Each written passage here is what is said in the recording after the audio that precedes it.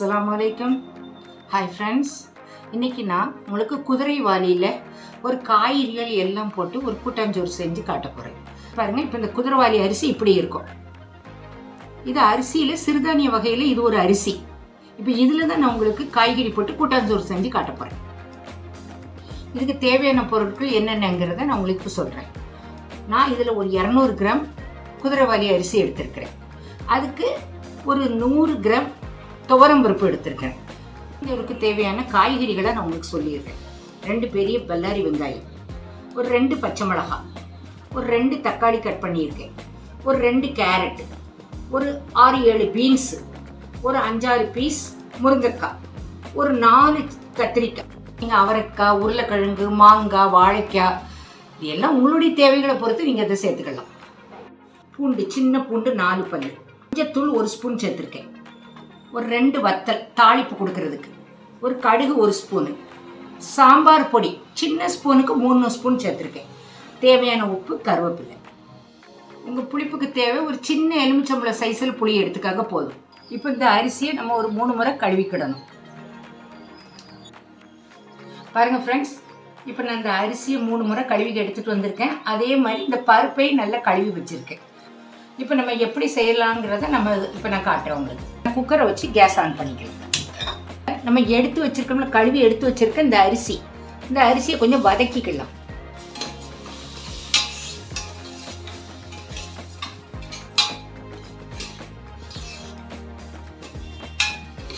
இப்போ நம்ம அரிசி கொஞ்சம் வதக்கிக்கிட்டோம். இப்போ இதோட நம்ம கழுவி எடுத்து வச்ச பருப்பை சேர்த்துக்குவோம்.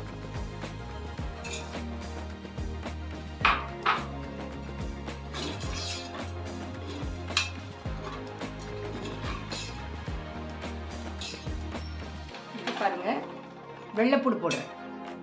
இப்போ நம்ம கொஞ்சம் எல்லா காய்கறிகளையும் அப்படியே மெதுவாக கொஞ்சம் கொஞ்சமாக சேர்த்து வரலாம்.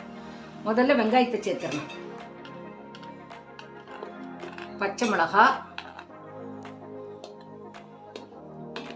தக்காளி, கேரட்டு, கத்திரிக்காய், முருங்கைக்காய், இந்த பீன்ஸ், இதை நல்ல கிளறி விடுவோம். இந்த டிஷ்ஷுக்கு தேவையான நம்ம உப்பை சேர்த்துருவோம்.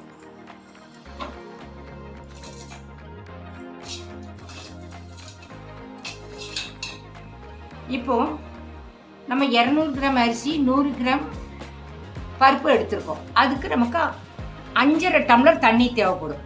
அந்த 5½ டம்ளர் தண்ணி இதில் சேர்த்துக்காங்க. இதில் மஞ்சத்தூள் சேர்த்துக்காங்க. சாம்பார் பொடி நம்ம எடுத்து வச்சோம்ல, இந்த சாம்பார் பொடி. இப்போ நம்ம எடுத்து வச்சோம்ல ஒரு சின்ன எலுமிச்சம்பழம் அளவு புளி, அதை கரைச்சிட்டு அதை இதில் சேர்த்து விட்டுருங்க.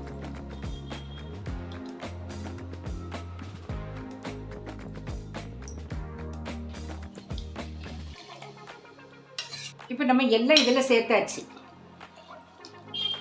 நல்ல ஒரு கிளறி விட்டுட்டு நம்ம விசில் போடுறது தான். ஸோ இந்த ஸ்டேஜில் தான் நீங்கள் உப்பு புளி எல்லாம் செக் பண்ணிக்கோங்க. மாங்காய், இப்போ சப்போஸ் நீங்கள் மாங்காய் போட்டிங்கன்னா கொஞ்சம் புளியோடைய அளவை குறைச்சிக்காங்க. இப்போ இது ஒரு கொதி வரவும் நம்ம விசில் போட்டுருவோம். ஃப்ரெண்ட்ஸ், இப்போ பாருங்கள், கொதி வர ஆரம்பிச்சிட்டு. இப்போ இந்த ஸ்டேஜில் கொஞ்சம் நல்ல கிளறி விட்டுக்காங்க.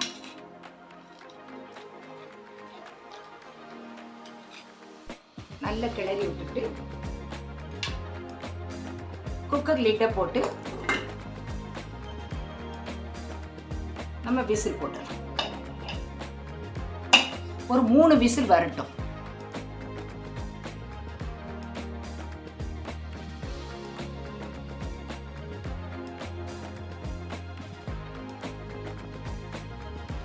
ஃப்ரெண்ட்ஸ், இப்போ பாருங்க, ஸ்டீம் அடங்கிட்டு இப்போ நம்ம விசில் எடுத்துருவோம்.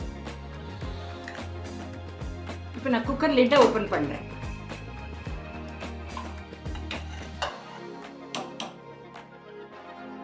ஃப்ரெண்ட்ஸ், இங்கே பாருங்கள், இது இப்படி வந்திருக்கு.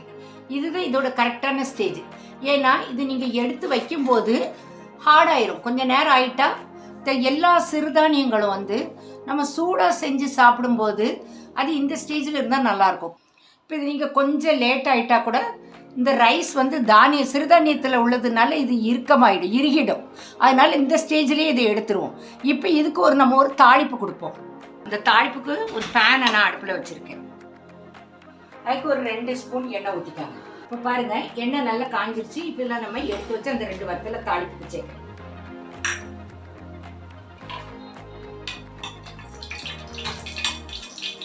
இதிலே கடுகையும் ஆட் பண்ணிடுறேன்.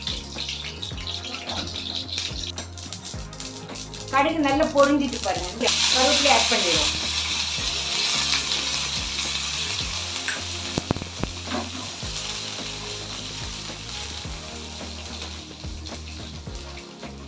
இப்போ இந்த தாளிப்பு இந்த ரைஸில் சேர்த்துட்டு இப்போ நல்லா கிளறி விட்டுருவோம்.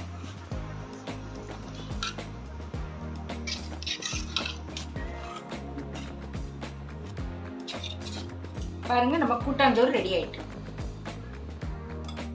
ஃப்ரெண்ட்ஸ், இப்போ பாருங்க, நம்ம குதிரைவாலி அரிசியில் செஞ்ச கூட்டாஞ்சோறு ரெடி ஆயிட்டு. எள்ளு சட்னியை வரைச்சிருக்கோம். இந்த எள்ளு சட்னி இதுக்கு ரொம்ப ஆப்டாக பொருந்தும், ரொம்ப டேஸ்டாக இருக்கும். நம்ம இந்த குதிரைவாலி அரிசிங்கிறது வந்து சிறுதானிய அரிசி. இதில் வந்து நம்ம பருப்பு, புரோட்டீன், இதில் வெஜிடபிள்ஸ் எல்லாம் ஆட் பண்ணியிருக்கோம். ஸோ இதில் ஆல்மோஸ்ட் எல்லாமே ஆட் ஆகிருக்கு. அதே மாதிரி எள்ளு துவை, இந்த எள்ளு கால்சியம் சத்து உள்ளது. ஸோ எல்லாமே பொருத்தமான ஒரு இதாக்கு. வெயிட் லாஸ் பண்ணணும்னு நினைக்கிறவங்க இந்த மாதிரி செஞ்சு சாப்பிடுங்க. நம்ம சாப்பிட்டாலும் வயிறு நிறைந்த ஒரு ஃபீல் கொடுக்கும். நீங்கள் இது ரொம்ப டேஸ்டியான ஃபுட்டு. நீங்கள் வீட்டில் ட்ரை பண்ணுங்கள், உங்களுக்கு எல்லாருக்கும் ரொம்ப பிடிக்கும். தேங்க்ஸ் ஃபார் வாட்சிங் மை சேனல்.